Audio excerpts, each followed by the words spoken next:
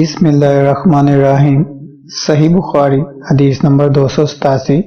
عمر بن خطاب رضی اللہ عنہ نے رسول اللہ صلی اللہ علیہ وسلم سے پوچھا کہ کیا ہم میں سے کوئی جنابت کی حالت میں سو سکتا ہے؟ فرمایا ہاں، وضو کر کے جنابت کی حالت میں بھی سو سکتے ہو۔